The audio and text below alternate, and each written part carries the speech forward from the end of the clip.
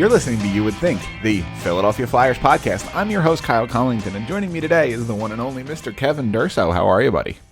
Doing well. How are you? You know, if I think about the Flyers, I'm doing bad. But if I think about the fact that I'm watching 4 to 6 hours of fantastic playoff hockey every night, I'm doing pretty good. We're going to talk about the playoffs as we get a little further into the show. We do have some Flyers news to kick it off. The Flyers limped down the stretch here. Actually won a couple games at some point. Managed to not finish third to last. Thanks a whole lot, Seattle. Managed to finish the season fourth from the bottom. The Flyers will have the fourth best odds in the upcoming draft lottery, which, before we dive into, we will talk about on our next show, which, if you're new with us here, in the summer, we go to every other week. And since the Flyers season is over, we will be moving to that every other week schedule. This episode is coming out on Wednesday night. Our next episode, we're going to skip this upcoming Sunday. Next Sunday, we'll be back, and then every 2 weeks, basically till the new season kicks off in October. So just wanted to kind of get that little scheduling note in off the top. The Flyers limped down the stretch, ended up missing the playoffs. No surprise. Finished way outside. Draft lottery May 10th. What are we doing if the Flyers get the first round pick, or the first overall pick? Right? Like, it's not super duper, likely. I think it's something in the neighborhood of 9%. But the Flyers could very well end up with that Shane Wright pick. Yeah, it's 9.5% odds. That's where it's at. Listen, I'm trying to talk about some positive because I feel like this show is going to be pretty negative. So I'm trying to talk about what if we win the draft lottery off the top here. Then they get an additional player. We can say that for certain, I guess, right? I mean, if I'm being quite honest with you, I can't tell what they're going to do otherwise based on whatever pick they get, I guess. If the Philadelphia Flyers end up trading away a top 5 pick. Oh, it's going to be a long summer. And I don't think that's impossible. Don't rule it out. I'm not going to tell you to rule it out. I mean, I don't think that if they jumped from fourth best odds to first or second, that they would be in a position to trade the pick away. I agree. Because I kind of almost get the sense at this point that there is now even more than just what we were already discussing about the draft. There's now, I think, even more of a clear-cut top 2. I agree. Like, we all knew it was the Shane Wright draft for the most part. Now it's becoming Shane Wright number 1, probably Logan Cooley number 2. And Logan Cooley is doing some impressive things recently. I think if they ended up with either one of them, I think people should be thrilled. I agree. Because, and then here's the thing. I can't speak for Shane Wright. I don't know where Shane Wright's going to end up after all of this is done in terms of where he starts. Logan Cooley's not going to start at the NHL level right away. No. And that's going to be perfect because I think he's just going to mold into something that becomes even more valuable whenever he does make the jump. But he's another one of those U.S. development team program guys, And we've seen a lot of those guys come out and have a lot of success right away.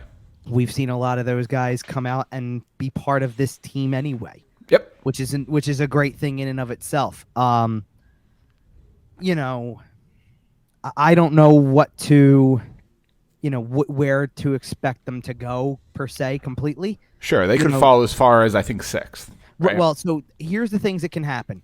They can win one of the lottery drawings, and there's only 2. So they can win one of the lottery drawings and be first or second. They can't be third. They can be fourth, or they could drop to 5th or 6th.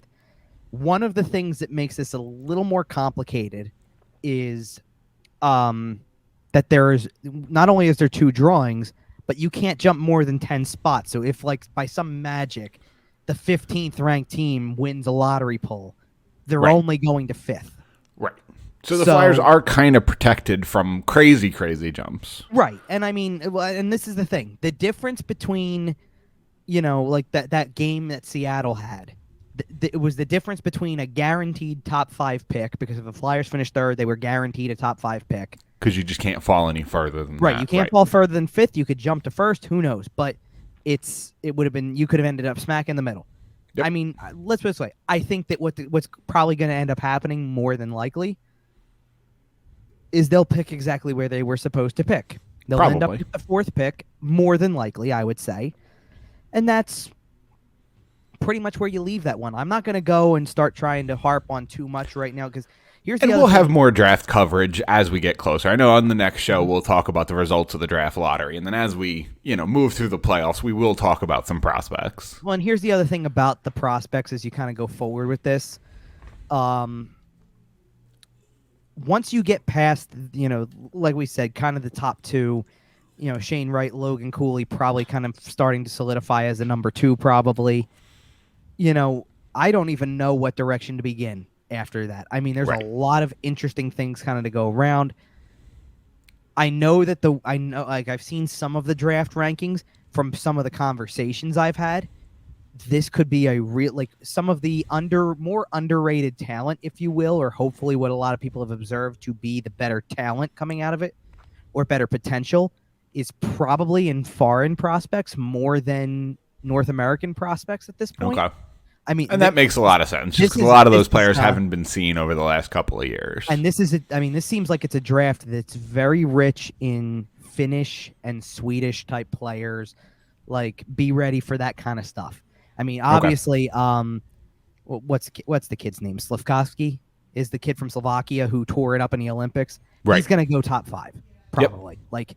He's going to go top 5. He's probably right there on the radar if the Flyers are picking, say, 4th. I'm sure they'll talk to him. I can't see how they wouldn't. Right. I'm sure he's going to be in the range of guys that they talk to. Right. And that's you got to go into that kind of stuff. And, we'll kind of take closer looks at that. I mean, the draft also, the thing that's interesting is they're going to do this lottery poll when they are in the course of this month. May 10th, and about a week from now. Right. Yeah. And the draft isn't until July 7th and 8th. So you've got 2 months to sit on this. A lot of time. So we've got more than enough time to go into certain things. I'm obviously I got to go in and dig up my resources and all that good stuff too. Yeah, we haven't started focusing on the draft yet. The playoffs are too exciting. Oh, I hear you. But anyway, so back to the end of the season for this team. Yeah. I mean, first of all, you asked how I was feeling, and you said normally you're real it's, how you feel about talking about them and all stuff like that. I'm really happy it's over. I feel relieved. I feel relieved that it's over. It feels nice to kind of not have. First of all, I think something that's relieving is being able to sit back, and we're going to talk about this by the end of the show, but to watch playoff hockey. Speaking of playoff hockey, we are recording this live on Wednesday evening. Tampa just scored with 1.4 seconds left in the first period of that Game 2 against Toronto. I think they just bumped some of that time back up if I'm seeing some tweets correctly, but it was either way, less than 5 seconds left. That's a crazy goal. I'm saying everybody put in 1.4, but I think they must have looked and added a little bit of time because I'm seeing 2.5 as well. Okay.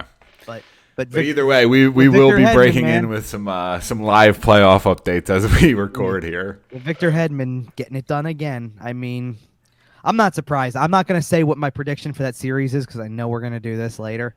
Yeah, we're going to do our series predictions in a little bit here. We're going to get through the Flyers stuff first. Because by the time we record again, most of these series will be pretty much over. They'll at least be in a spot where we know who's in a controlling position in a lot of them. Either for that, sure. or I think you're looking at Game 7s by that point. That's the only other thing that's left. So, let me just say with this one, I'm not surprised about certain things with this series so far. Yeah, I agree. I'm kind of surprised just because Game 1 was so dominant from Toronto's side, but that's true. It was very dominant from Toronto's side. Okay, before we do that, we got to get the Flyer stuff, or else we're never going to talk about it here if we go down this playoff rabbit hole. The big news story, I think, it came out in the days following the season. It was confirmed by Chuck Fletcher at Tuesday's press conference. Mike Yeo will no longer be the Flyers head coach moving forward. Now, we can both agree that this team's results were not Mike Yeo's fault, correct? We can agree with that, yes. Okay. I think Mike Yeo did a reasonable job taking over a flaming wreckage. I think that Mike Yeo did an admirable job for another reason. He did an admirable job because of the fact that despite the fact that he, the team wasn't very good. They weren't better with him or without him. Like, it didn't change much, right? Obviously, like, I think we can all agree on that.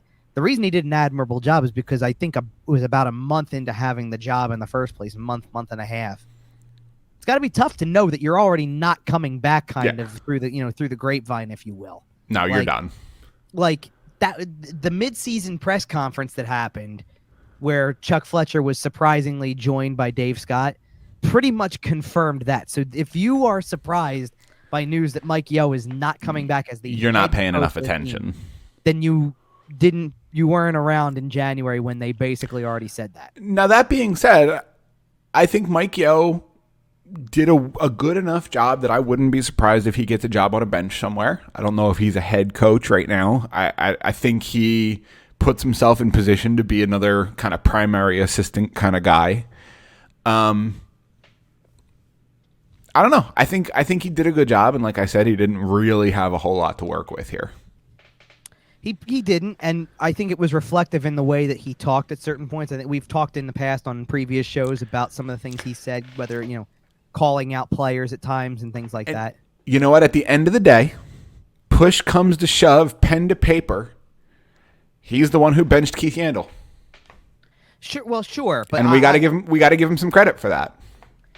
Yeah, well, I think that whole thing was overblown. And by the way, another underrated part of the end of the year was that by all accounts, the Keith Yandle's career is quite possibly over. It certainly seems that way. He got some handshakes on the ice after the Flyers the last game. Handshakes and hugs. I mean, from both teams. Well, yeah, exactly. The Ottawa came over and did handshakes. The officials did handshakes. And we saw that. We've seen that with several players so far this season. Zdeno Chara got a reaction like that. Kind of several players throughout the league have done kind of a one last lap kind of thing at the end of the games. And the fact that Keith Yandle is among them kind of spells, it could spell retirement. There are rumors. There were a couple really, from breakup day, there were some quotes that stood out. I think Nick Seeler kind of said something that very, kind of gave it away. It felt that way anyway. Yandle didn't speak to the media on breakup day, which I assume is just because the only thing that he's really got to say at this point anyway is to make his final announcement whenever he decides he wants to. Right. Unless he wants to go play somewhere, try to sign on somewhere as the seventh defenseman next year and be a locker room guy. Like, I could see him providing value to a franchise. So here's the thing for me too, because the other big giveaway with this was, so Kevin Hayes is obviously, pretty much his best friend. I mean, I think we all know this. And Hayes basically said that the day of the final game of the season, they had lunch together, and Yandle told him. Like, he asked the question, and Yandle gave him an answer. He did not disclose that answer to the media. Right. But there's an element to me where, why would this even be a discussion? Why would you feel the way that you do if the answer was, hell no, this isn't my last game? If he said no, you don't remember asking him the question. Let's be real. Right. So I think we all can deduct the answer in terms of... But like I said, I imagine he'll leave the door open. And would it really surprise you if Boston signed him on the minimum and he was their 7th or 8th defenseman next year? Not if he signed for the minimum and was like a 7th defenseman. Right. But I actually think I would be surprised. To go where the spoke to be 25 or 30 times next season as like a healthy scratch fill-in. I actually feel like I would be surprised if he signed in Boston, just because I don't know if even depth-wise there's a space for him. Like, I know where you're coming from. I think the organization of Boston has enough respect for the monolith that is Keith Yandle that they'd carve out a spot for him. Right. I don't know. I mean, I you know what? I think that let's remember something about the end of the Iron Man streak too. Sure. Is he handled himself extremely well. Sure. Like he was probably upset. Sure. But he took it. He handled it really well. And I think, you know what? I think at that given point, if we're really honest about the situation, as much as, because we had this discussion on one of our more recent shows. They didn't owe him anything at that time. They got him to the Ironman record, and they owed him nothing more than that. Right. They got him to the point where Phil couldn't break it this season. Right. Well, and nobody owes anybody anything at this point anyway, right? Right. Absolutely not. Like it's kind of ridiculous to talk about like we had that conversation about like what Mike Rupp was saying, like glorifying these streaks for participation, like Phil Kessel going to play in a game and taking a 10-second shift and then leaving and having a plane waiting so he can go back home just because the streak is still going. Like, to be fair, in that particular circumstance, it was for the birth of his child. It wasn't an injury thing. He wasn't circumventing, actually being hurt or blah, blah, blah. Like, right. I get it. But at the same, you know what I mean. But right. I think that when Yandel got scratched, it opened up like his eyes a little bit to the possibility that this could be the end. Like, sure. Like, okay. Because while it's going, it's infinite and will last forever. And then when it ends, you see the end much closer than you previously saw it. And you got to look at the way he is, right? Like where he is in life and in his career. He's 36 years old. He's in Kevin Hayes' house. Well, I hear you, but you know what I mean. But like I'm saying, he's got a family. He's 36. Well, right, and his family didn't move in with him, right? They probably stayed in. Right, which makes it feel like a 1-year thing anyway. That's what I'm saying. Yeah, like. I if nothing else, so first of all, I think he's at peace with the way that everything has ended and the way his career is gone, for one. Sure. 2, and I saw somebody put this out before even all this kind of came out. And I totally agree with this if it's possible anyway, or if the opportunity exists somewhere. But I totally agree. One of the networks needs to get a hold of him. Well, I don't know if you've listened to the most recent 32 Thoughts. I'm sorry, not quite the most recent 32 Thoughts. The second most recent 32 Thoughts. The weekend, the playoff preview they put out over the weekend. But they talked about the whole Keith Yandel getting kind of handshakes and hugs in his last game, blah, blah, blah. And Elliot Friedman mentioned that he hears that there have been discussions from multiple networks and Keith Yandel. You tell me that guy's not a fit for the TNT panel. Right. You put him right next to Patrick Sharp. Put him next to Biz. Put him next to... Just put him on any panel, honestly.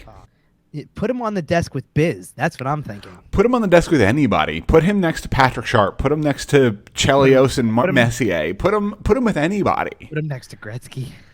Put him next to Gretzky. Actually, I could see a really kind of funny dynamic if he's the guy next to like Rick Tocchet. That would be How many records does Gretzky have? It's like 84 of them or something like that. Well, Yandel can go, hey, we got 85 records between us. What's the, I don't know if we can go that far with it. I mean, they absolutely would. Yandel absolutely would. Either way, I would be very surprised if Keith Yandel's next outlet doesn't begin with a B and end with Arstool. I know why you're saying that. Look. Here's what I would say.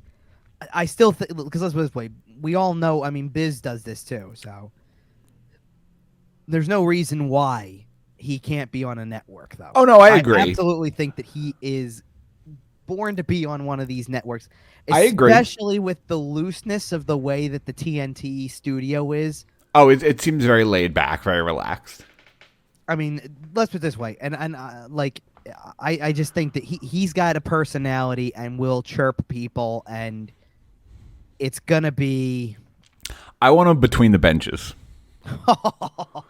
I don't know about that. That would be pretty fun. Maybe not right away. Give him a couple years in the studio to kind of get comfortable on camera. But in 2 or 3 years, put him between the benches. Come on. Regardless, that would be something if he did. I think that'd be something, though. Regardless, if this is the end for Keith Yandel, he sure did play for the Flyers. He did. Look, he did. I don't want the year that he just happened to take away from his career. Sure. Because at one point in time, I mean, guy was a legitimate all-star player. Guy was actually at one point in time also, because when he played for the Rangers for a brief period. I was going to say, here's the thing though, a lot of his legacy is Rangers, and that's not. I don't even remember him much with the Rangers, to be honest. That was not that long of a period. I think of him. I actually think of him a lot with Florida because he was with Florida for a good chunk, and he played for Arizona for a really good chunk. Yeah, I think of him as a Panther. But yeah, his time in Arizona was definitely supremely relevant. You know, I think at one point in time, maybe it was after his first press conference or something like that when he got signed, because we already knew what kind of a personality he was and stuff like that. But I think I did a YouTube search on him. I found this video. I wish I could remember who the hell he's with in the video, now that I'm thinking about it. But he was still with Arizona at the time, so you got to go you kind of got to go back. He's with somebody whose name would mean something. Okay. Like to people, because like it's not a star player. It's not like he did something with Shane Doan or something like that. I'm not. It's like Clayton Keller.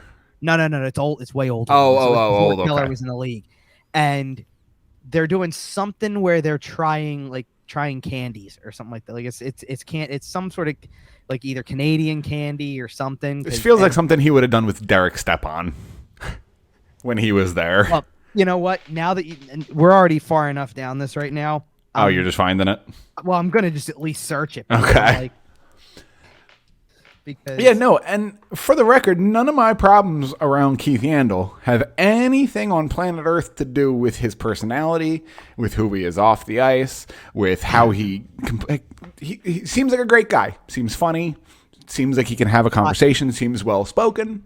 I was able to find it. Now I know why. Can't play defense. I was able to find it. Now I know why the name stood out so much. It was Connor Murphy. Oh, okay. Which, by the way, for anybody who does not know, Connor Murphy is the son of Gord Murphy, who used to be one of the assistant coaches. That's why it stood out. But it says American. The video is called "American Coyotes Try Canadian Food." That's funny. And he's eating stuff. He by the way, let me see if I can get a date on 7 years ago. It says. Wow. So he almost looks unrecognizable because he's got no beard. He looks way younger. Like, you're talking about a guy, I guess, at that point who would have been, 28? We got Dad Keith Yandle. He basically showed up wearing Skechers and blue jeans. Right. I mean, it's fun. Like, all I did was type into YouTube Keith Yandle, Arizona Coyotes, and the first video that pops up is, and they're all from the first three are all from the Arizona Coyotes official YouTube channel. How many of them have anything to do with on ice play? One of them does, actually. One of them says Keith. One of them does. One of them is Keith Yandle ties the game for the Phoenix Coyotes. And that tells you what you need to know about Keith Yandle. Is the fact that out of the top 3 video results, 2 of them are off the ice. No, but if you need to know anything about the very first one, this says it all now that I read the description.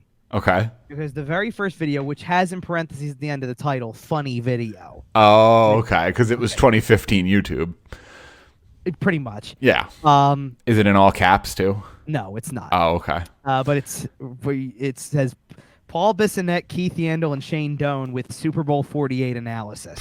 Imagine that line talking to you on the ice. Holy. And for what it's worth, in the screenshot for the video, Shane Doan just looks like he's on another planet. He looks like he got dropped onto another planet. He's laughing hysterically at whatever's going on because Biz is in the middle, like playing host as basically what did that video? Which one did that say? 8 years ago on that video. So already working on his post playing career because he's hosting this segment, I guess. And then Yandle's just there. And Yandle, by the way, looks like he looks even younger than in the other video. Well, right. It's older. Well, yes, but it looks like from just that 1 year, he had aged 5 years. That's fair. And by the time he got to the Flyers, he had aged 15 years. Oof, you ain't kidding. Seriously, that's what I'm trying to get at. Either way. Either way, we do wish Keith Yandle the best as he heads towards whatever his next step is. We don't expect it to be with the Flyers. It could be retirement. And for what it's worth, he hasn't officially announced yet. So I don't want to just jump the gun and say, oh, for sure and certain it's, over for him as a player. Sure. But we'll see. I mean, it could go a couple different ways here, and we'll wait for that official announcement because obviously, I mean, I imagine we'll discuss that on our next show. Yeah, but one of the interesting things to me, at least to me anyway, is like I'm kind of actually curious about this. If there is a place where he's going to go and do kind of the one-day deal, like just to retire with a certain team, or if he's content with just, hey, I played my last game and that's the end of that. Like, right. I'm going out when I'm going out. Fair enough. So that's kind of the end of that chapter, right? The Keith Yandel chapter has come to a close. We've already talked about the fact that the Mike Yeo chapter has come to a close. It's like we're in an interesting spot. Chuck Fletcher spoke to the media on Tuesday, and that was kind of the summary of wrap-up weekend, right? A locker clean out, and we had people talk to the media, and there are some Ivan Provorov quotes that we might talk about a little bit here. But the big story was Mike Yeo, and we talked about that. The other big story is the fact that there's not really another big story. We don't have a definitive plan, as it were. Chuck Fletcher didn't really give us a whole lot of information. It seemed like, I did read this in your article, it seemed like a lot of hope. Right. That's exactly where the plan is to hope things get better. Here's the thing. I didn't think that some of what Chuck Fletcher said on Tuesday was necessarily egregious in terms of, look, talk about young players, the fact that that's going to be a key part of the future. Like, I get all that. But there was way too much coming back to, first of all, way too much coming back to the three guys that were out throughout the year. Right. This hopefully Sean Couturier comes back and is the player that he was before and is healthy all year. Hopefully Ryan Ellis makes an appearance this year. Hopefully, Hopefully Ryan Ellis remembers where the Wells Fargo Center is. Hopefully Kevin Hayes doesn't get hurt 3 times a year and keep re-aggravating it, right? You know what I mean? Kevin Hayes had a tough year. Just all things considered. But here's the thing. Look, you can't deny that if you have all 3 of those players at full health and potential and expectations of what they usually are, that the Flyers are better as a team than they were at the end of the year. Sure. It's just the truth of the situation. Right. But the issue that I have with all of that is that it's hope. Sean Couturier has missed significant time the last 2 years. How do you just go into it going, well, we're getting him back. That's great. Are you getting him back for all 82? Right, but what if you're not, though? Are you getting him back for 80 out of 82? Because I can live with the bumps and bruises, take him out of a game. Sure, taking that off, absolutely. Like, I understand that. But are you getting him back for 82, like 80 out of 82? Are you getting Kevin Hayes for that? And at the usual. And something, I want to say about that is that, like, listen, Kevin Hayes played in, I believe it was 48 games this year and finished with 31 points, which I think is actually kind of incredible when you consider that he missed so much time. He was definitely not the same player at the beginning of the year. Like, when he debuted, he was, first of all, he re-aggravated the injury pretty quickly. Then came back again, was very clearly not the same player. And then came back again and looked way better than he had all year. Right. Now, he wasn't perfect, and he had games where he didn't look great at all either.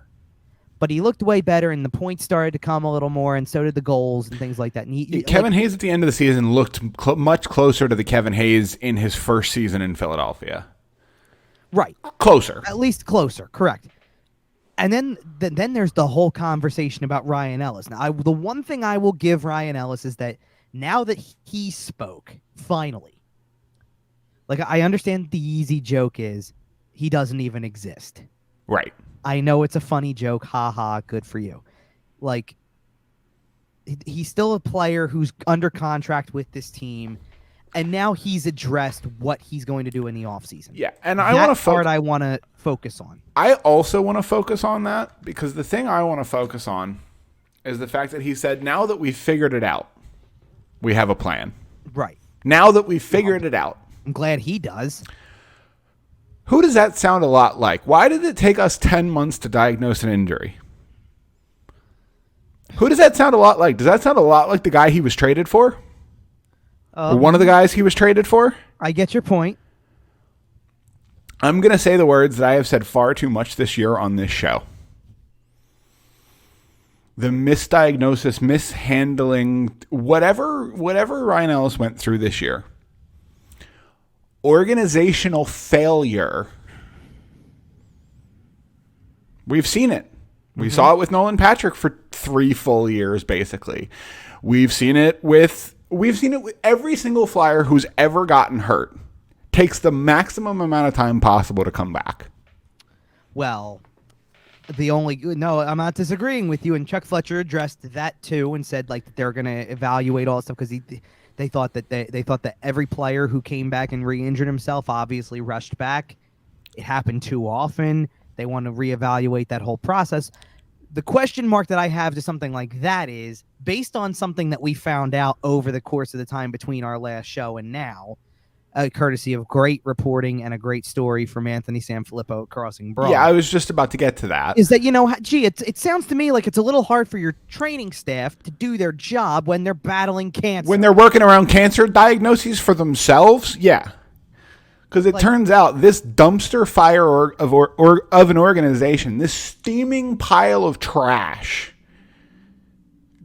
decided that they wanted to give all the trainers cancer because they put them next to the Zamboni room and didn't properly ventilate it. So they've been getting Zamboni chemicals dumped into their air for 30 years, God knows how long. So now a bunch of them have cancer.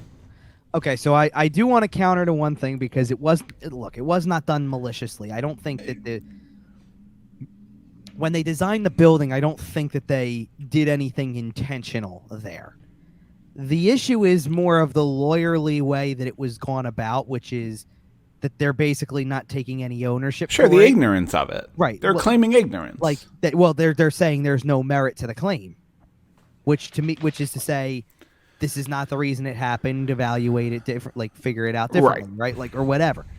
And quite frankly, you have 2 big issues with that, which is number one, how often does this happen around the country? Sure. Because any small rink that uses Zambonis that are operated off of this gasoline, diesel, whatever type propane, there's multiple fuel sources that can create this situation. The only one that cannot create this situation is what some places are going to now, which is there are electric Zambonis. Okay. So and I imagine that's probably the future within the next 10 years or so. Yeah, but probably not happening soon enough because of the fact that it is a luxury product for most places, which, let's put it this way. A lot of NHL teams just can't afford. No, it's not even. I don't think it's that NHL teams can't afford it because I think that most of the NHL arenas are operated by those types of machines, if I'm being honest. But practice facilities, which are not necessarily even owned by the team, but more or less rented, if you will. That's fair.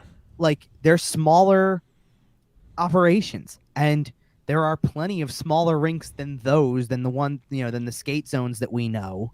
Right. That don't have these resources and are forced to use whatever they can afford just to have a good resurfacing machine. Yep. A good enough one. A serviceable one. Right. Like, it's just the way that it is. And that becomes, that doesn't just become NHL players. That becomes every kid who's played Pee-wee, their parents, their coaches, their everything. Like, you start factoring all that in. Then there's also the element of, is it just these 2 guys at this facility? Or are there more from this very facility? When Jim McCrossan left the team, do I remember hearing about something? I believe I remember hearing that there was something big going on, that he was leaving for a reason, and that he was leaving a little bit jaded. Are you thinking of the right person there? I might not be, to be honest. Jim McCrossan still works for the team. Oh, no, I'm sorry. I'm not thinking of Jim McCrossan. You're thinking of Derek Settlemyre. Derek Settlemyre, right. I'm sorry. Right, I think that Derek Settlemyre would have already had something out about something like this. No, and I'll tell you why. Only because now he is also a co-host of a popular podcast. Right. Well, I think he would have been in on the the lawsuit, quite frankly. Well, that's what I'm saying. I fair. think he's got a platform where he could voice something about it just as much as anything. That's fair. Like you got to realize something about there's a reason why the story is initially reported by a guy who not only this is credit to Anthony, not to discredit anything, who previously worked for the team, also worked as just a general writer reporter for years prior to that period, told a story on his podcast about how Jim McCrossan, he consulted with Jim McCrossan about elbow pain or I'm sorry, it was wrist pain. And that Jim McCrossan said, come down to the ice level during a game and I'm having the team hand specialist look at you. And they diagnosed a problem. Like that was a Jim McCrossan story for you. Sure. To go out of his way to help somebody else because of the fact that they have the resources. Here, we'll get this checked out. And that's a podcast. Like Snow the Goalie, I'm sure, like we've mentioned them before on our show. Yeah. You're talking about a guy who used to write for the team and cover the team directly for the team. And they've done a couple podcasts recently about this whole topic that I strongly suggest you go check out if you'd like to learn more about the situation. And I'm going to get into one of those in a second because I'm also I want to throw in the fact that the podcast also includes an ex-team employee twice over. Yep. In the sense that an ex-player and then an ex-broadcaster. You got that. If we want to go back to Derek Settlemyre for a second, he's on a podcast also with an ex-player, ex-assistant coach with the minor league team. Like, there's plenty of connections here where that's the type of outlet where this type of story was really going to fall in because of the fact that anybody who, like, if you're sitting on you're sitting recording with a former player of this team, you know those relationships still exist. It is a brotherhood, and they still talk. Especially when you're absolutely. Especially when you're talking about a guy like Jim McCrossan, even Sal Raffa, who's the other guy who's the other trainer in the lawsuit. You're talking 20 years of time. If you've been around them at any point, there's a relationship there. So just because Chris Therien didn't play beyond a certain point as a Flyer, to probably know Sal Raffa personally in terms of, hey, he worked on me.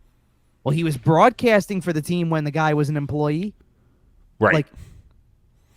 Obviously you start to know everybody because you have that kind of access. River. What I do want to talk about on their previous episode that is a really big deal, and we'll link to it too, because I think it's fair to link to it. They started a GoFundMe account to help support both of the families and the treatments and all that stuff. That's awesome. Because I'm sure you've listened to the episode by now, the most recent one, where they actually talked to Jim about things. And it was done in partnership with another great podcast. We're just plugging everybody, aren't we? Another great podcast called My Dad Used to Play Hockey, which is Zach Kindrachuk, who, obviously I think we're all familiar with who his dad is in the My Dad Used to Play Hockey. My Dad Used to Play Hockey segment. It'll be Orest Kindrachuk. Member of the Stanley Cup teams. High-level hockey name, by the way. Yes, it is. Orest Kindrachuk is a good hockey name. I don't know if you recall this at all. I do anyway. When the Phantoms were still in Philadelphia and on TV on occasion, he did color. I do remember that. And he's really good. I mean, he was really good. Very smart guy, obviously, knows the game. Did he do color with Gene Hart? He might have. This might be a little later than the Gene Hart type stuff at that point. Gene Hart did do play-by-play for Phantoms games in the late 90s up until pretty much right around his passing. Right. But I'm talking about this would have been like early to mid 2000s. I think this might have been he was even on calls during the lockout year Calder Cup. Okay, like Jeff Carter, Mike Richards, Phantoms team. Okay. I'm trying to remember who would have done it with him. Like I can't remember if it would have been something as simple as Brian Smith doing it, who obviously works for the Flyers and has for a long time. If there was somebody else who does like I know that right now, and for the life of me, I'm not going to remember the name of the guy who does play-by-play on the network for Lehigh Valley. But Todd Fedoruk was doing color at times, which is another guy who just kind of keeps the ties local and has a good running gig with the minor league team and stuff like that. But that's the whole thing. Like and that, like I said, I think that's a great thing that they've got this thing going to help support their families and things like that. It's a great thing. We're gonna link to it as well because I mean it's self-explanatory why it matters. It was right. To me, I wrote about this after because the story came out. I'm not gonna lie to you. I had heard rumblings back in around the January-ish kind of time frame that something big was going to emerge around the end of the year. Okay. Now I thought it was off-season type of material, like, hey, like this came out while there were still games to be played. Yeah. So I kind of thought it was going to be a little later than this, and and there wasn't really a good guideline for what it was going to be. You know what I mean? Like, there wasn't a lot of information out there. It was just that it was something big that was going to kind of rattle the organization. That was the way that it was put to me. Man, Andrei Svechnikov just absolutely demolished somebody. Holy. I'm sorry. Holy. That's going to be on highlight reels. Guy was swooping around the back of the net, and Svechnikov just lit him up. Holy. Sorry. Anyway, I am listening to you. I promise. No, I know. It's all good. It's all good. So this is it. And I wrote something about the fact that there's been so much because I've written about it enough times. There's so many off ice things that were noisemakers. I mean, how many different things have we talked about that happened off the ice?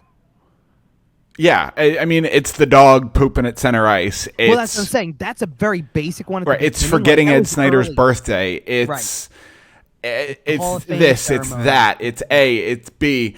I swear to God, if this organization hires Joel Quenneville, because we've heard his name in the last couple of weeks, this show's going to have some issues. Among the league, by the way, is what we're saying. Yeah. We haven't heard his name related to the Flyers in any significant way, but apparently Joel Quenneville is interested in getting another coaching job.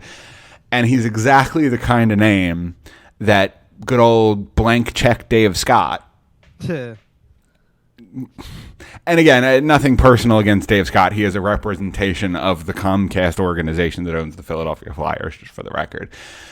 But if that's what they want, I would be very surprised.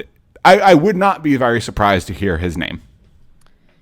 I mean, I can't say I would be surprised either, just because it does, it would amount to the same exact thing. I mean, look, let's forget the obvious reason. Which already, by the way, is enough. Right. The obvious reason is bad enough why you don't hire a guy like that right now. Like, you just had a year with so much bad PR, it was painful. Right. And the last thing you need is more bad PR because you're going to be the team that goes and inquires about getting him reinstated to coach in the league again, for one. On top of it, he still fits the bill of the coach I would not hire. I agree. Like, enough of this stuff. Like, I think that, I get this weird sense that they're poised to hire a John Tortorella type and just get exactly what, I don't know. I don't want to say get exactly what the fans want, because I don't think the fans even know what they want anymore, because the fact the fans just want competence. I think a lot of your casual fans are okay with a John Tortorella type because he'll be funny, he'll be quippy, he'll get the boys fired up, he'll stir the pot, he'll poke the hornet's nest. I think a lot of the fans that pay a little closer attention, people that would be, listening to a hockey podcast, for example, I think a lot of people know that the team needs somebody a little more patient, a little more of a, honestly,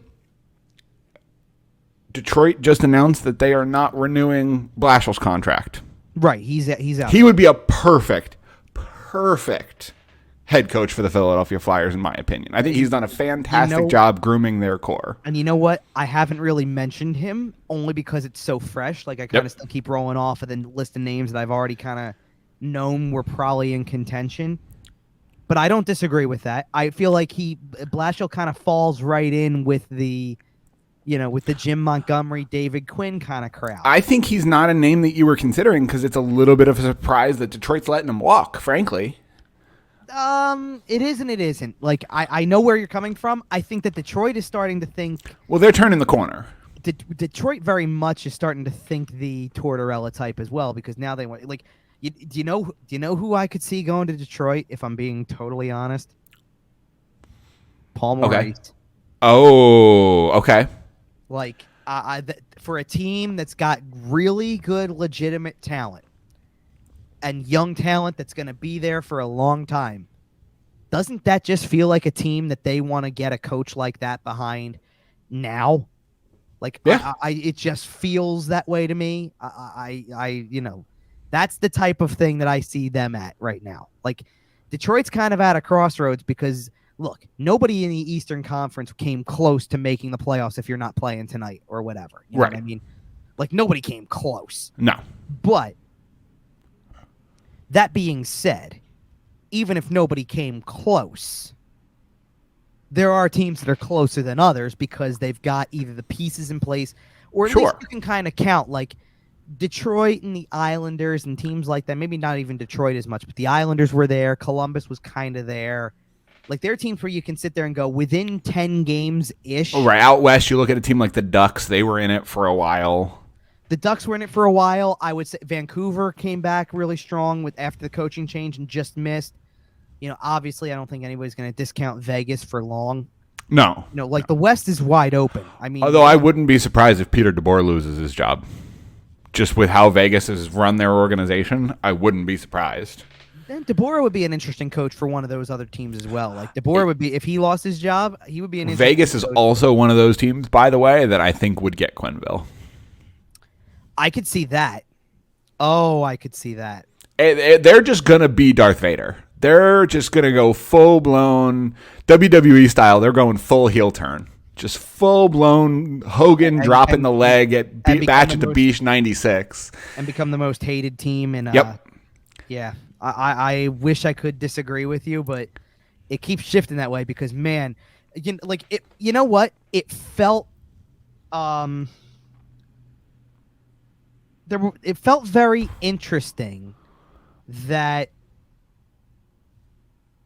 when Vegas missed the playoffs officially, there was almost like this. Oh, the whole league cheered. There was this at last. Ding dong, the witch is dead. Right, witch, old witch, the wicked witch. Oh man, it's really funny how we're discussing that like that. Yeah. Think about it, and they're an expansion team. They're in their 5th year of existence, and the entire league already hates them. Wasn't there a big difference when they make the Stanley Cup final the very first year they're in existence, compared to when you see Seattle this year? Everybody looked at Seattle and went, "Oh yeah, that's what an expansion team looks like." Did you see the San Jose Sharks put a message on their scoreboard the night after Vegas got eliminated? And the first letter of every word spelled out F Vegas. Oh, did it really? Oh, yeah. It was just some random message, some random customer service message. I saw something about it a little bit. But by the way, this Carolina-Boston game is absolute bedlam. Brad Marchand's going at it with the goalie. Carolina's on a 2-man advantage. This game is mayhem. Sorry, I love the playoffs. This game might get out of hand. Oh, yeah. Speaking of playoffs, let's get into our playoff predictions because I'm going to look very stupid in about a minute because I'm going to stick with my initial. Well, before we get off of what's the offseason plan, because we said kind of lacks it, it's just hoping against hope on a lot of things. I don't want to discount what the team did down the stretch for certain players. Sure. Here's the thing. After the last home game that I went to, I was unfortunately, I should full disclosure, I was under the weather for the better part of the last, pretty much all of last week. So when Friday rolled around, out of courtesy for my colleagues who were basically, it's like getting ready for summer vacation. I wasn't exactly going to pass along anything that I had to them as we're departing for the end of the season into the off season, right? So, the last home game I went to was the Sunday game against Pittsburgh, and it was at that given point in time as I'm watching some of the younger players on the team that I cannot envision this team next year on opening night without Noah Cates on the roster. I agree. He looks that good, and I don't see any reason that he should not be part of this team at the NHL level. Going forward, starting next year. Like that's big praise out of you. I know we kind of looked at a lot of these guys and said, all right, well, let's look at this with a grain of salt. They're coming in at the end of a poor season. They're going to get a whole lot of ice time. The guys are going to have a chance to really step up and shine. Right. Now, we had pretty low expectations out of everybody. We got a lot of medium draft picks, unsigned free agent kind of guys. Right. Now, I don't want to just heap praise onto everybody like I just did, one of the things I'll tease here is I just did the O&B podcast before coming on here. Another podcast we're mentioning. We love it. I know. Yes, but I'm a friend of their show at this point. Sure. So that's a little different. We ran down like every young recent college signing, whatever you want to look at kind of thing, right? And like Ronnie Attard, for example, had moments but needs the AHL. Sure, he's developing. Bobby Brink had moments but probably needs some AHL time. Maybe a little less than I compared. I think Bobby Brink might need to go on the Joel Farabee. I was going to say I could see him doing the Joel Farabee. Go put up 4 points in 3 AHL games and come right back up. You know what I compared it to? I compared what I said about Bobby Brink was that it wouldn't shock me if he had a Joel Farabee moment where like, hey, early in the year, 10 games in, look how well he's doing at that level. We have no choice. Call him back up. But I think what they were going to do with him is more of the Morgan Frost path, which is whenever he would get sent down, he's got to see the puck go in the net. Got to start seeing production at that level because it wasn't completely happening here. He came close. He doesn't have a goal yet, but he came close. And and here's the thing here is all of this is speculation because all of this depends on exactly how much band-aiding Chuck Fletcher does over the summer. Like, how many guys do we go out and sign? How many panic trades are there? How many... Like, the roster could look fundamentally different. Guys we've talked about before. We've talked about Travis Konechny potentially leaving. I know you kind of have it in your head still. We've talked a lot about this. Right. The roster could look dramatically different. Yes and no. And I'll tell you why. Because if you're, look, as hopeful as it is, and while hope is not a plan, but as hopeful as they are, if you're banking on Ryan Ellis to come back next year and hopefully be the player that you envisioned that he would be, and hopefully see the effects of what he can do. Yeah, and we're going to talk about his presumed defensive partner in just a second. Well, that's what I'm saying. Mm-hmm. On his effect on Ivan Provorov. Mm-hmm. Well, then how is Ivan Provorov not part of this team? Like, why would you trade Ivan Provorov unless you're floored by an offer? Right. Why would you just willingly trade him? Because, or like trade him in the event that like your whole point of what bringing Ryan Ellis into Philadelphia was for, which was, let's see them together. Well, you got 4 games of that. And if your anticipation is that he's going to play next year from the start of the year, potentially, then you've got to at least give it a look. Got to give it a try. Yep. So why would you move him in the offseason? Now let's go to another guy who's on the blue line. Before we do that, I do want to mention Ivan Provorov's comments to the media because wrap-up day was pretty low event. Everybody kind of knew what was going on. Guys were kind of packing their stuff and getting out as quick as they could. Ivan Provorov had some opinions. The big quote that stood out, and this is a direct quote from Ivan Provorov, no matter what I say, you guys are going to give me your own grades. It doesn't matter. You're all experts in hockey, so you're going to give me all your super experienced grades.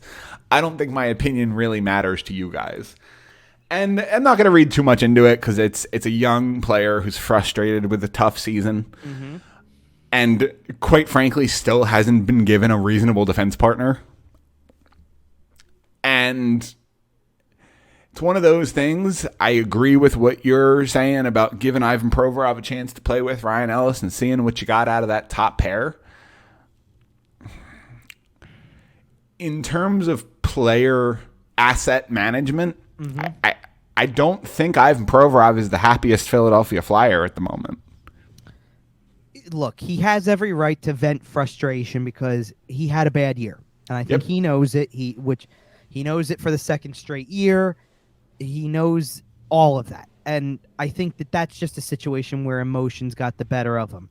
The thing that I brought into question when I wrote about it was, if this is just at a question from the media, a fair question from the media, what happens when someone's pressing you, accountability-wise, critiquing you, any criticism your way, any adversity your way? What's your response in the room? Because obviously, like, I'm not in the room anymore. Like, we weren't in the room as media members to see body language from people who we're not talking to sometimes, right? Right. So what's your attitude like when things like that happen, when you've lost 10 in a row and you're committing bad turnovers? Is that your response? Well, you're an expert. That worries me. That's the thing that worries me.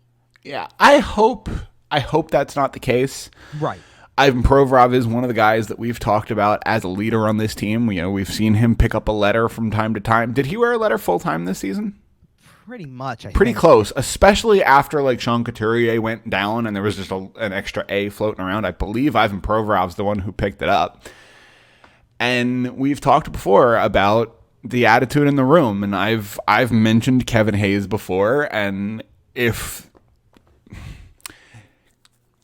the vibes are bad, something might have to change. And if that's where Ivan Provorov's at, if he's done with this organization, I'll be honest, I can't really blame him. They haven't done a great job of supporting him.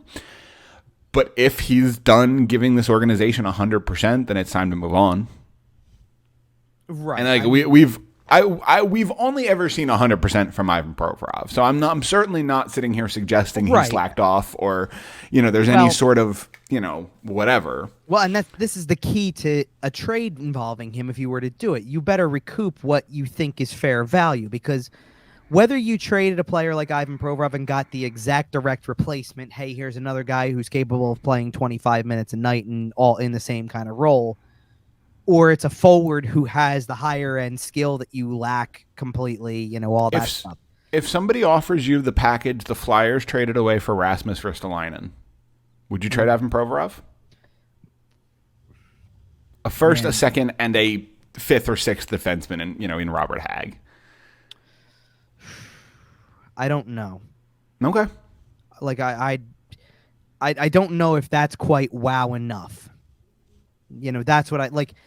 To me, at this point in time, I don't think that's wow enough. Especially when, like, here's the thing. I think that after, like, either during this next season or after next season, he's on full watch, because if it's not working with Ryan Ellis, then you're in trouble. Yep. But I think that all of the stuff that's come out about Ellis in the last couple of days changes things just a little bit for him. Like, hopefully. Well, like, there's a big difference if you don't have, like, because Provorov's not that guy by himself. Right. We know this now. Sure. If you're coming out and going, listen, we don't even know what Ryan Ellis's future is, then I think you're shopping Ivan Provorov. Okay. I don't think you're shopping Ivan Provorov when you go, well, listen, Ellis is going to go through this process. There's a plan in place. We expect him back for training camp. Like, now you're sitting here kind of talking about moving forward with the same process that you were supposed to have this year. Right. That's the difference. I kind of like feel this. I still feel the same way, because again, among players that we've talked about enough times, it could be trade bait potentially. Like, I feel the same way with Travis Sanheim. Well, first of all, Sanheim was the deserving winner of the Ashby Trophy because he was the only one who was consistent enough to probably win the thing. Fair. All in all, I mean, here's the thing. If you want me to pick the guy who probably deserved to win it ultimately, if everything was the way that it was for the entire season, let's just say, it was probably Justin Braun. I was going to say it's probably Justin Braun, but it's hard to accept that award from New York. Well, then they're not. They don't even let you vote for people like that. I know. I get it. Well, and that brings me to my other point is going into next season, we can hear all the hope we want about Sean Couturier being healthy and Ryan Ellis being healthy and Carter Hart continuing to bounce back and Ivan Provorov looking good. You still have to replace Claude Giroux. Like, that production isn't coming from Scott Lawton as much as we love him. It's not coming from Noah Cates. It's not coming from Bobby Brink or any of these guys coming in. Where are you replacing this point per game player that Claude Giroux roughly was? Right. I mean, good luck with that too. Like, the Sean Couturier contract kicks in next year. Right. The Joel Farabee contract kicked in this year, right? So that stays the same? Or does it kick in next year? No, that might kick in next year, too. Right, that kicks in next year. There's the Claude money gone. Where's the Claude production coming from? I think Farabee can give you some of it because I agree. I think Farabee at times got really beat up. Like all this stuff. He missed time obviously with an injury for a little bit, and then toward the end of the year was just getting beat around too. Like I've said it before, I'll say it again. If you've been listening to the show for a long time, you know I like Joel Farabee. I think Joel Farabee ends up as a 30-plus goal scorer. I could see him touching 40 at some point in his career. I don't think that happens if you're going to force him to play center like we saw from him out of the last 20 or so games. I think that experiment's over anyway. I certainly hope so, and I think he performed admirably in it. Like, I think he did the best he could with the situation he was given. They had all sorts of options to try because they had barely had enough forwards to dress. It felt like a juniors team where your best player just plays center because he's your best player, and sure. That's what the last 3 weeks of the season felt like. It felt like Joel Farabee and just a ragtag bunch of garbage, to be honest with you. No, I gotcha. I mean... All right, can we please talk about hockey that's actually fun now? Yeah. I mean, look, all I'll say to wrap up the off-season stuff or the start of the off-season is that, look, we're going to be here for whatever happens. Draft, free agency, any trades, all that good stuff. Like, we'll see where it goes. I just don't get the sense that they have much of a plan of doing, like, of anything. Not to mention that I don't think that they have a lot of options. I mean, the point I was trying to make when I brought up Travis Sanheim, or was trying to go to Travis Sanheim, is you got 5 of your 6 defensemen already on the roster. Yep. Like, if you don't move Provorov because you want to see him with Ellis, well, there's one. Sanheim, why would you do anything with him when Ristolainen likes playing with him, which you've already committed to him? And he was, let's put it this way. I think that Sanheim was the Ashby Award winner and then voted most improved by his teammates for a reason. I agree. And then, oh, by the way, Cam York is probably a full-time NHLer now. Cam York is a full-time NHLer next year. I only say probably because of the fact that I don't feel as definitively about it as I do, like, at forward. Morgan Frost is an NHL player. Owen Tippett's an NHL player. They have kind of graduated from the AHL. Owen Tippett is a solid player. I expect him to be in the middle to top 6 next year. Okay, here's the thing, and I said this on OMB as well, so we'll make this one of the last points with Owen Tippett, because he's got to finish. You're getting great chances. You got to finish. He can't top out at 10 goals, 10 to 12 goals, and 30 points, or whatever. Or maybe it's even less than that, 10 to 12 goals and 20 some odd point. Like, he can't top out at that for a year. Like, if nothing else... To be fair, it wasn't the whole year for him. Well, I know, and we'll see how he fits even more going forward. But here's the thing for me with him. The last game of the season, I'm sure you saw this, that goal is it, okay? You set up shop in the Ovechkin spot on the power play and start unleashing. And that's just the spot. Bang. And you should be able to get 10 goals doing that. Yep. Like, that to me... It's really ironic. Yeah. Claude Giroux occupied that spot for a decade. Mm-hmm. The ironic part is, if he had a guy like Owen Tippett there, he would have picked up a lot more power play points. Well, yeah. Now, the only thing that's different is he would have either had to play on his off wing, which would have been the other... he would either played on the other side, or... He wouldn't have been like in that bumper spot at the in the slot. He probably would have been the guy below the goal line. I don't even mind him as the guy at the top directing traffic. I mean, you know what that says? This is why teams are going with the 5 forward power play. Yep. Or if you have a defenseman on it, it's a big guy. It's Hedman. It's a Chara type. It's a Or if you have a defenseman on it, sometimes because of the fact that you expect your power play to be so dominant in that respect that you expect your power play to be so dominant that it's not going to go the other way because they're not going to have any gas. Right. You stand the big defenseman in front of the net. That's what I'm saying. Right. Like, but that's, where guys play is something for another time. But like, I love the fact that that's how Owen Tippett scored a goal in that game. I agree. Because I looked at that and I went, that's everything. That's the shot as advertised. That's a great spot for him on a power play. And, like... It was a nice shot. It was a good release. Do that 5-10 times a year, please. Yep.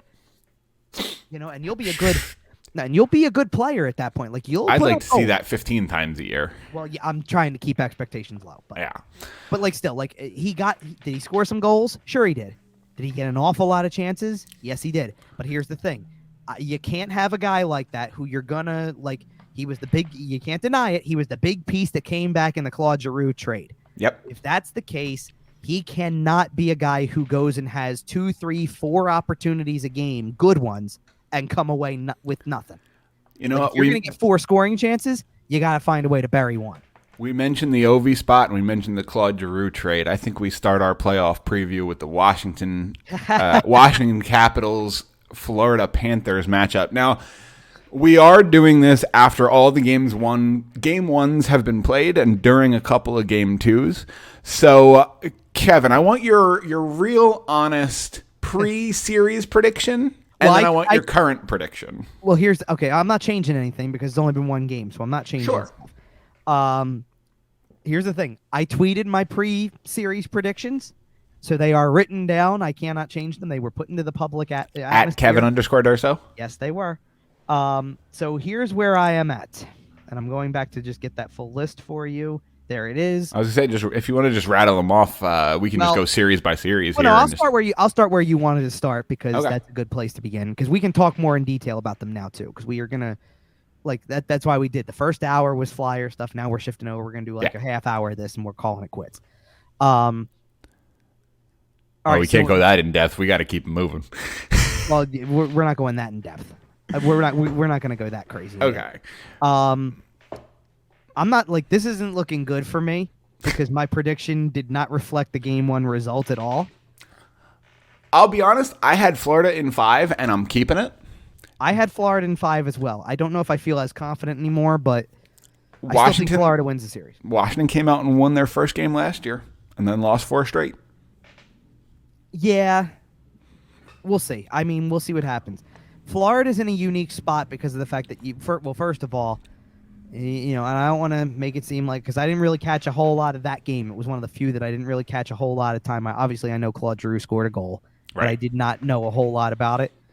Look, there's going to be a lot of people who, especially if they're not winning games, like they've lost game 1 now, the playoff Bobrovsky talk is going to come out again if they keep losing. It's just going to happen.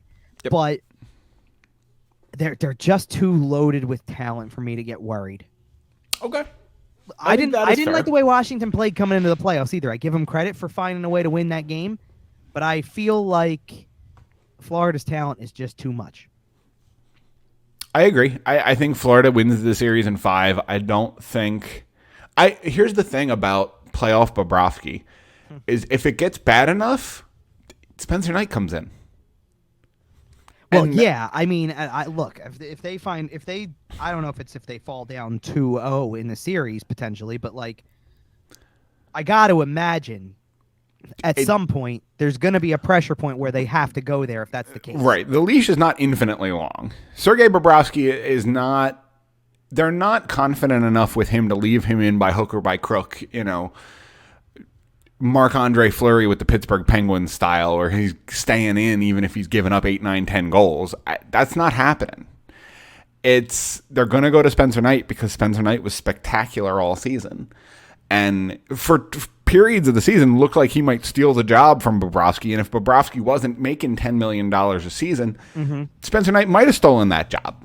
And moving forward, they might be a 40-40 team.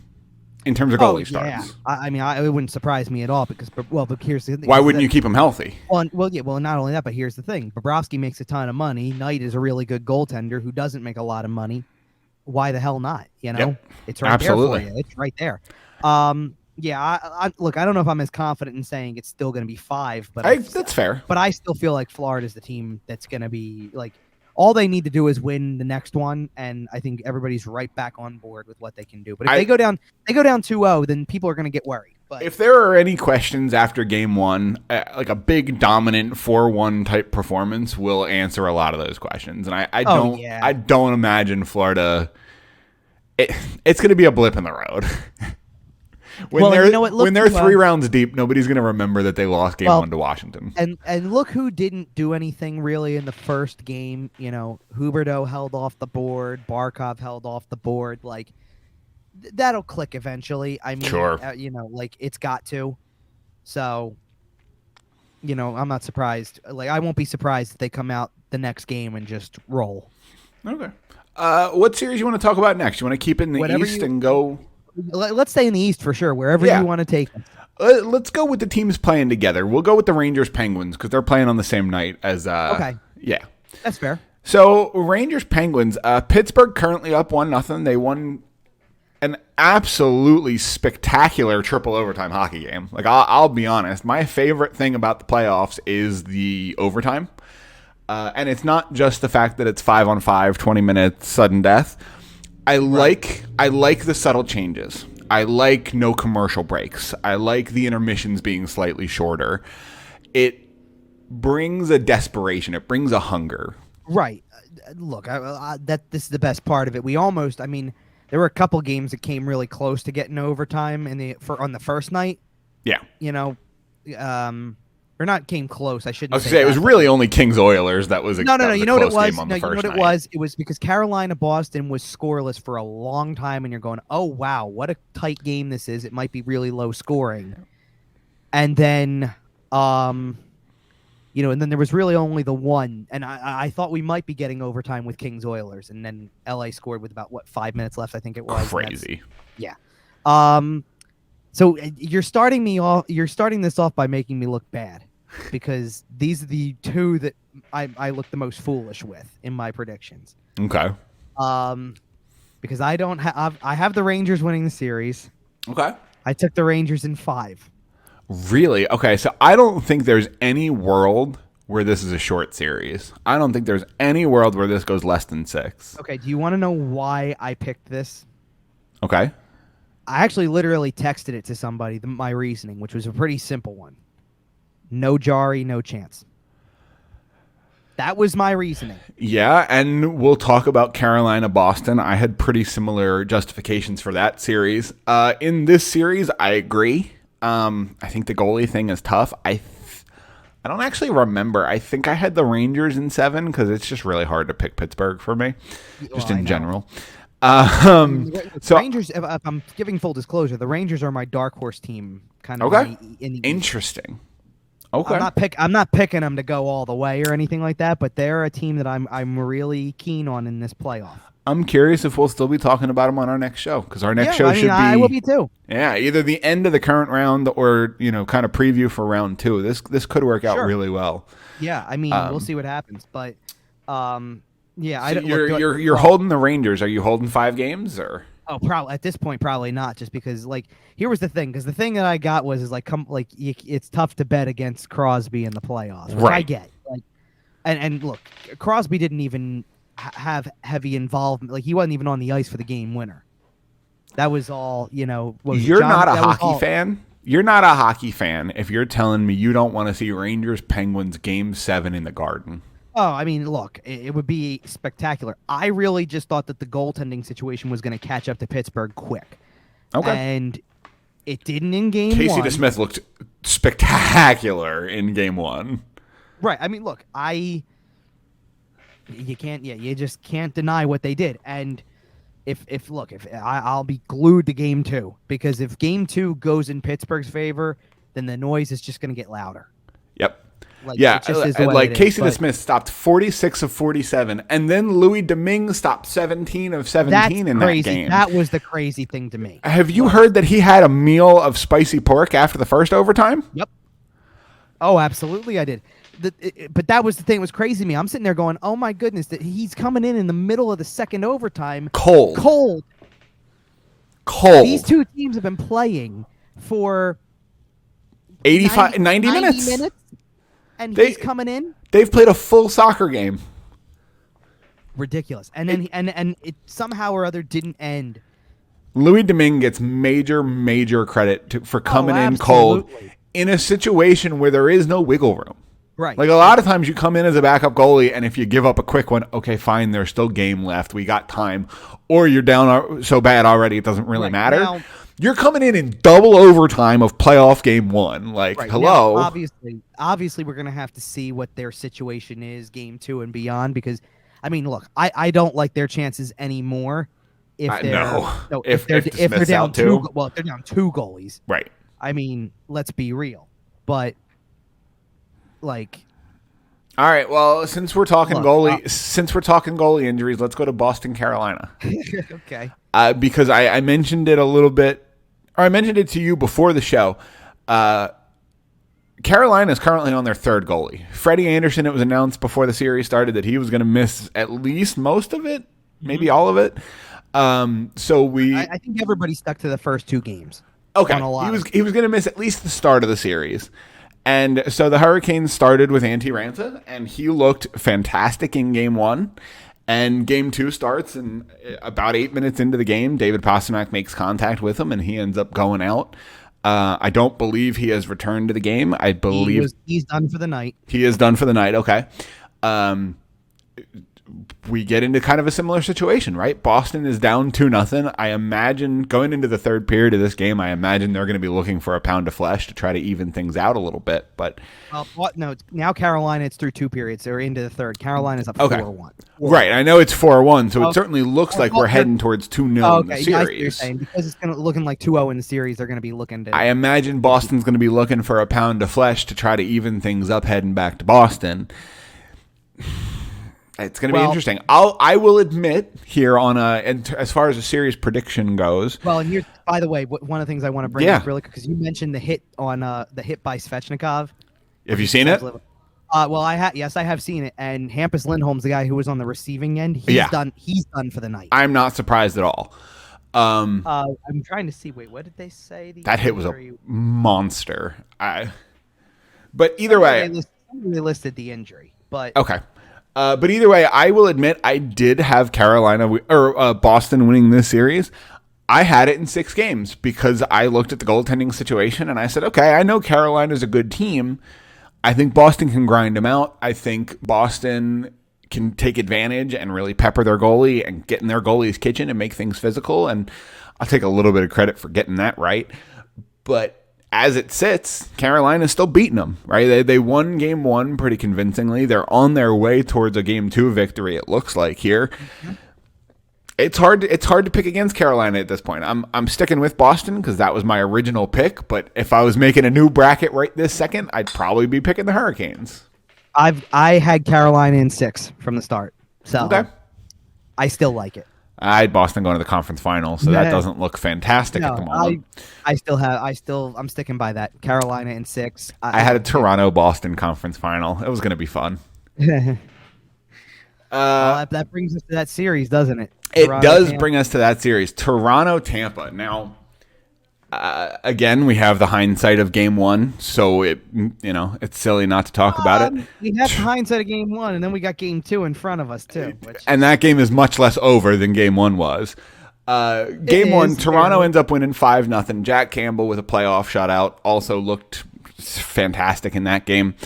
Honestly, the Maple Leafs played pretty close to perfect hockey. And John Cooper said afterwards that they didn't really need to play all that well to beat Tampa on that given night. John Cooper doesn't think they played their best.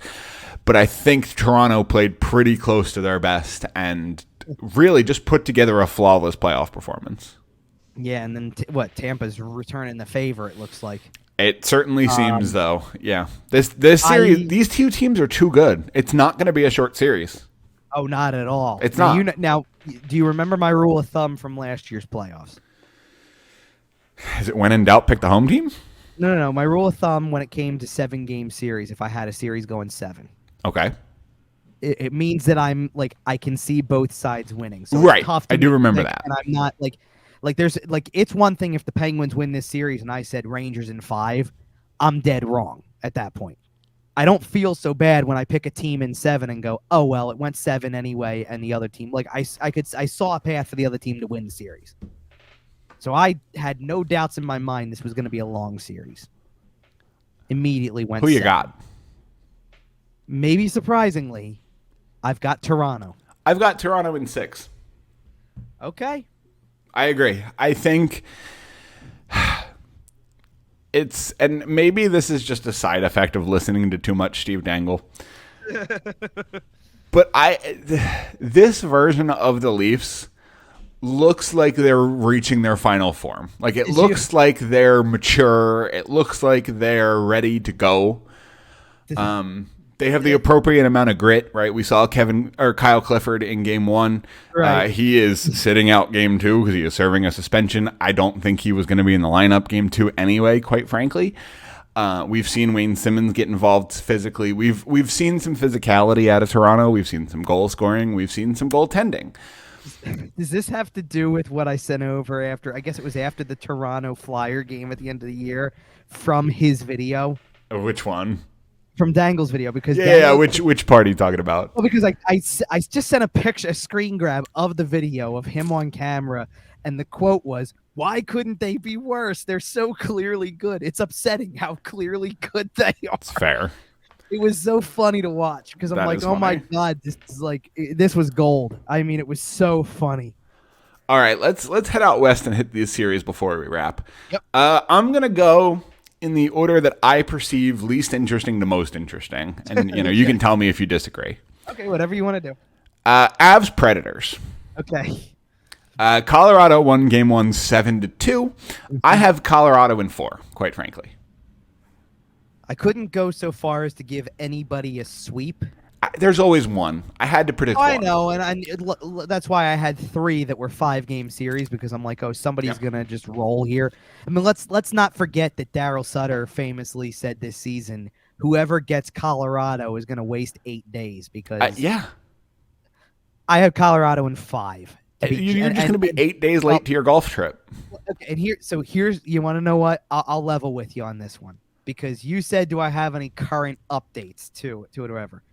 I was watching that game last night, and I wished I could revise my pick to Colorado in 4, because I'm like, wow, that's such a lopsided affair, especially now that UC Soros is not able to play right now. Yeah, we're done here. It totally turned the thing around, and I mean, what game was it? Colorado played? It wasn't Vegas. It would be 2, because Vegas was better. Was it whoever Colorado played in the first round of last year? I wish I could remember who the hell it was off the top of my head. But they just went out and steamrolled a team in game 1. Right. Like McKinnon looked like out of a video game, and McCarr was doing crazy like it was just some stupid stuff. Was it St. Louis? Nah, I don't think it was St. Louis, because I thought St. Louis was better than that. I'll look it up really quick, because they had a game 1 like this, and I don't even think they won the series, if I'm being honest. Last year was also the weird division year. Yes.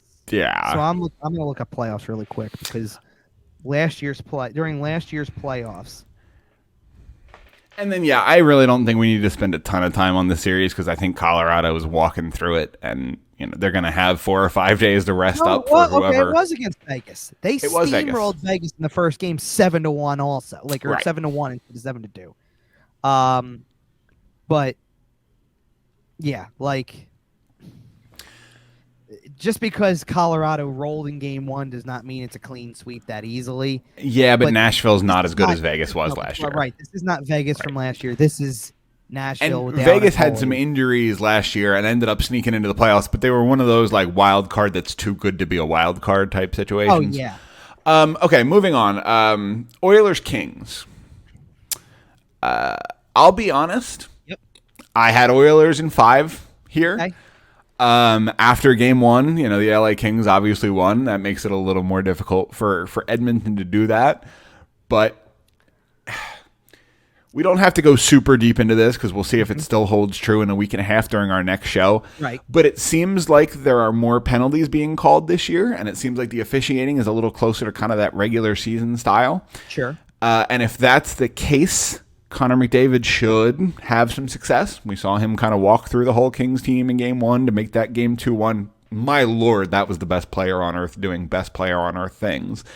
Well, as he did in game 1, because that's what I'm saying. That's the one I'm talking about. So I could see him doing that more as the series goes on, as long as the whistles don't go away, sure. Like we always see in the playoffs. Well, it's nice that we're on to this one before game 2 starts. I agree. We really kind of can hit this before we're too deep into the series. I have Edmonton coming back and still winning the series in 5 or 6 at this point, by the way. Okay. I'm sorry. I'm scarred by this team. You going to L.A.? Are you jumping ship? Absolutely, yeah. I have LA in 6. Hoo-wee. And man, does Connor McDavid finally ask for a trade out of Edmonton? I don't know about that. But, like, let me just say conversation will happen. Let me just say this much off of this. Like I said, I'm scarred by this team in terms of what happens in the playoffs with them. I was the least bit surprised when they lost game 1 the way that they did. And I don't know. I feel really good about that pick, LA in 6. Because there's something about it. Like, I'm like, there's just something about the way that the game, like the series could progress because of how game 1 went that makes me think that prediction could actually hold up. Okay. So that's the way I feel about that one. Things, well, here's the thing. One of the things for me, I'd love to see McDavid make the second round. Who wouldn't? You know? Right. But man, that series with them against the Ducks a couple years ago was so much fun. But that LA team is better than people think. Yep. And I just get the sense Philip Deneau is going to make himself a household name during this series. If Philip Deneau starts having the playoff success he had last year and does not bring back the pizza bit, I'm walking. Okay. I'd hate it. Please Fair bring enough. back the pizza bit. Philip Deneau. I am begging you. Okay. All Moving right. on. 2 more series to get through here. So we got 2 series left, and I told you I was organizing them least interesting to most interesting. So which one do you think I'm going to bring up next? You're gonna come next to Calgary and Dallas. I am, because I'm saving that Central Division rivalry matchup for last because I think that's a good one. Now, if I told you before Game 1, now Kevin, you and I both place a sports bet or two now and then. Yes. If I told you the under minus 1.5 would cash in that game, would you have believed me? No, not at all. Okay. You bet the under 1.5 on, your sports bet of site? Sports betting site of choice? I wouldn't have bet under 1.5 for the total for the game. Right. I wouldn't have bet on. I don't think I would have bet under 3.5. Right. Like, come on. And we have the Calgary Flames featuring a line of 3 40 goal scorers, or featuring 3 40 goal scorers in their lineup. I don't know if they all play together. Managed to put up 1 goal. And the Dallas Stars managed to put up 0 goals. Well, I managed to put up a goal in the first 5 minutes of a game that made you think, oh, here it comes. And then they held Dallas to 16 shots. That was what was more impressive, if I'm honest. Locked it down. Yeah, that was more impressive to me. I'll be honest, top of my head, I don't know if I can name a single Calgary Flames defenseman.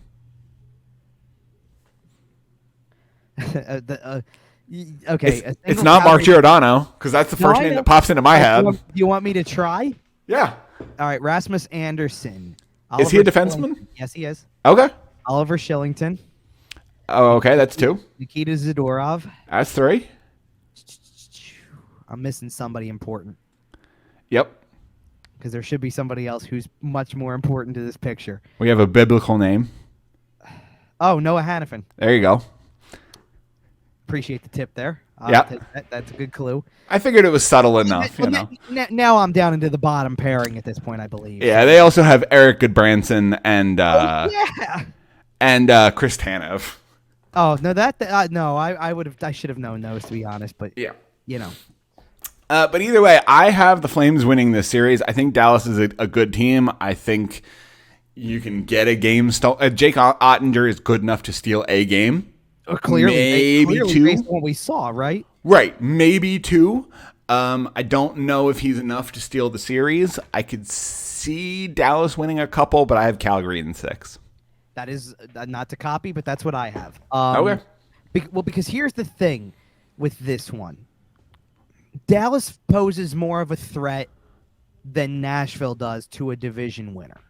Like, if I really am picking the team that came in better position to win, Dallas was the one that was better. Oh, certainly. But, Calgary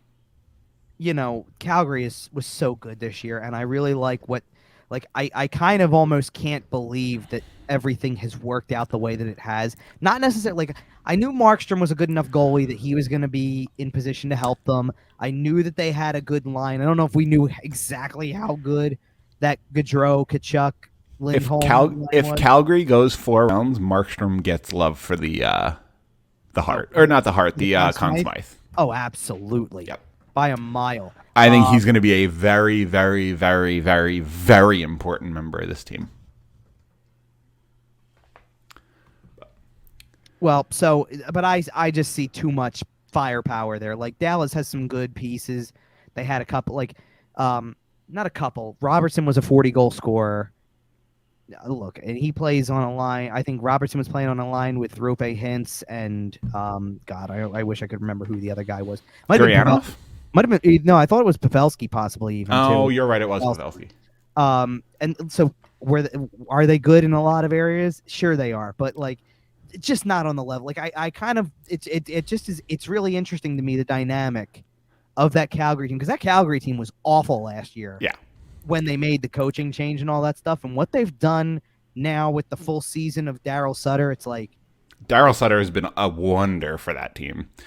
I think there's an elite tier in the NHL, and I think there's your cup contenders. And your cup contenders are Calgary, Colorado, Toronto, Florida, and maybe Tampa. Like whoever comes out of that Toronto-Tampa series. I think those are your top 5 teams to win the cup. Obviously, it's the playoffs. Dark horses can happen. Carolina can make a run. Boston could make a run. Minnesota could make a run. But I think that's your kind of top grouping of teams.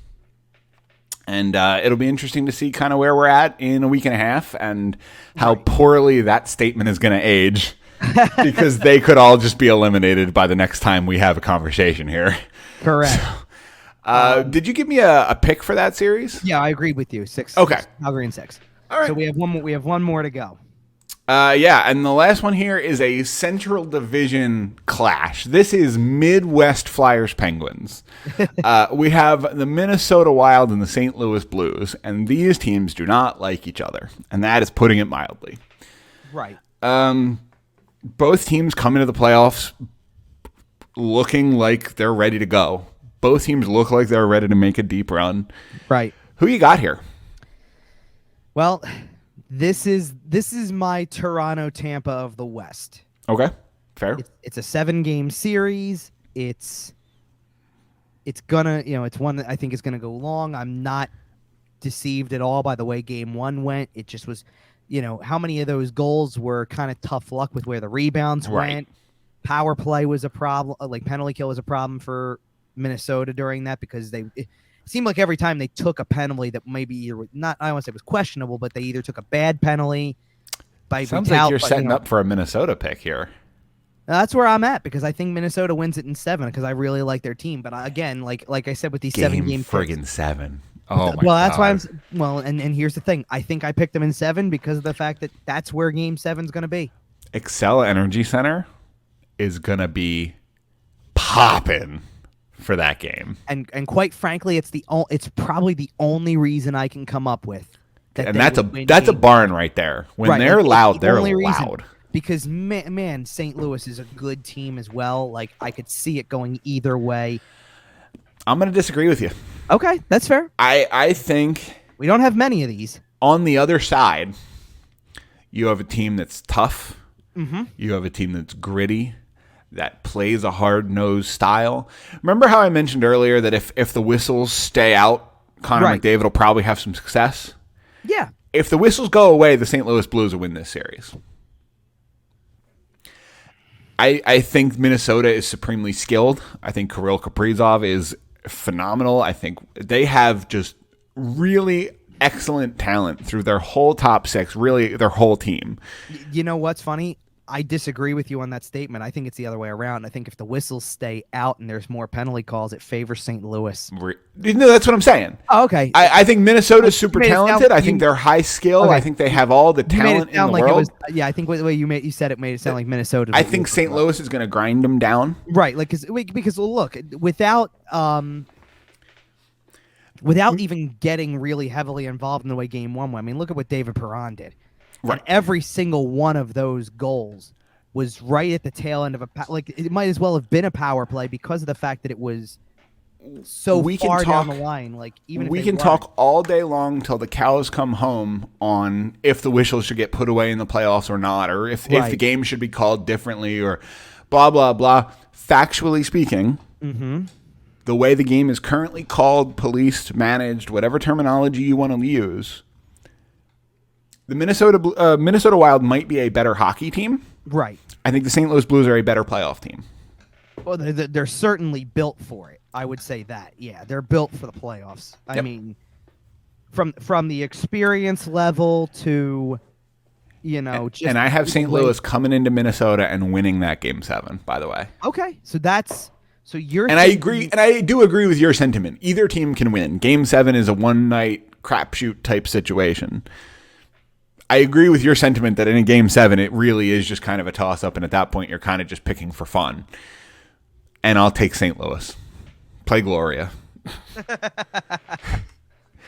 All right, that is our playoff preview wrapped up. I got to go eat dinner, so we're gonna go ahead and get out of here. Like we mentioned at the top of the show, we will be back in about a week and a half on Sunday. Hold on, let me get the date here. Sunday the 15th, we will be back with our next episode. We will bring you bi-weekly coverage throughout the playoffs and then into the off season, and all that stuff. For more, make sure to check out our YouTube channel. Search You Would Think will pop right up. Follow the show on Twitter at YWT Podcast. Follow Kevin at Kevin_Durso. You can find the show anywhere: Facebook, Instagram, Podbean, iTunes, Google Podcasts, Spotify, SportsTalkPhilly.com. We're all over the place. Make sure to follow Sports Talk Philly at Sports Talk PHL at Flyerdelphia. All that happy nonsense. And Kevin, it's playoff time, man. Yeah, I'm going to get off of here, and as I'm putting this episode together to get up on all of the platforms and stuff like that, I'm putting on a couple games. Absolutely. We got that Minnesota St. Louis game. Yeah, just pretty much. I mean, it's pretty much getting started. I know. That's why I'm trying to wrap the show. Let's go. I'm out. Yep. We'll see you guys later.